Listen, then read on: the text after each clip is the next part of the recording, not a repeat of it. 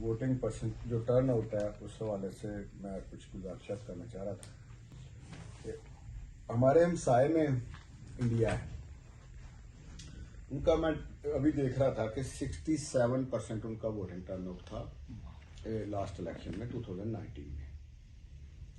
और अगर आप डेवलपिंग कंट्रीज की मिसाल देखेंगे ना, तो आपको टर्की है, मलेशिया, जहाँ पे जमहूरियतें भी है और वो डेवलप भी हो रहे हैं।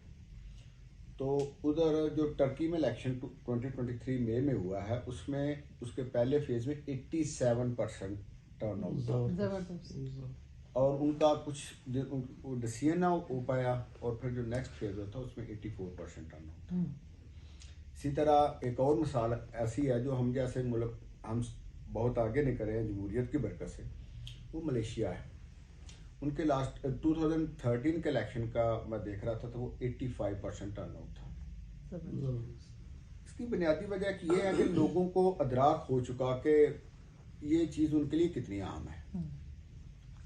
हमारी बदकिस्मती कुछ ये रही है कि सियासत को गाली बना दिया गया और सियासत को मौसर तरीके से कभी काम नहीं करने दिया गया, और इसको इस तरह बदनाम किया गया कि इससे लोग अपने आप को उस तरह जोड़ ही ना पाए, डिस्टेंस क्रिएट हो गया ना, लोगों का डिस्टेंस क्रिएट हो गया। और हमारे ऊपर से बदकिस्मती ये रही कि हमारे सियासतदानों ने भी मौका परस्ती की सियासत की।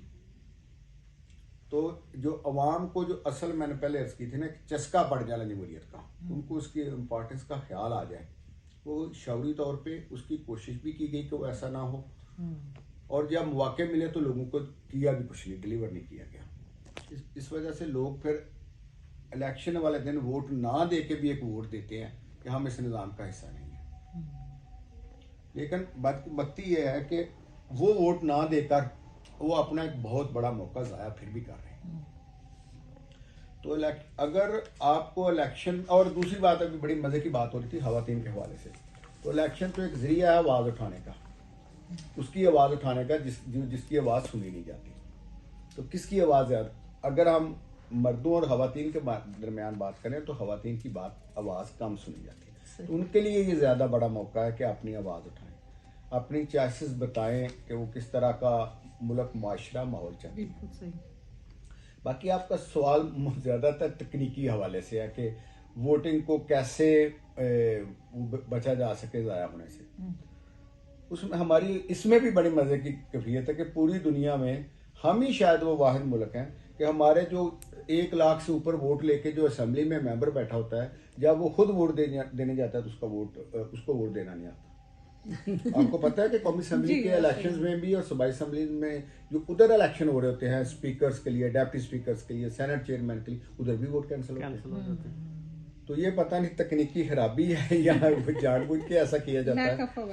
हाँ जी, तो इस मामले में तो सरासर इलेक्शन कमीशन और जो निगरान हुकूमत है, ये उनकी जिम्मेदारी बनती है कि वो वोटिंग के मामले को इतना सहल बना। आजकल कितना आसान है, हर हाथ में एक मोबाइल फोन है, उसके ऊपर स्क्रीन है, उसकी आप अपनी कैंपेन चलाएं, रोज लोगों को बताएं कि आपकी वोटिंग की पर्ची वो कैसी होगी, आपको कैसे मोहर लगानी है और कैसे फोल्ड करना है। यही बुनियादी गलतियां होती है कि हम कभी मोहर लगाते हुए सही खाने का इंतखाब नहीं करते, और कभी हम उसे मोहर लगा लेते हैं सही खाने में और उसे फोल्ड इस तरह कर देते हैं कि वो दूसरे जो उम्मीदवार है उसके खाने में भी वो नजर आ रहा है।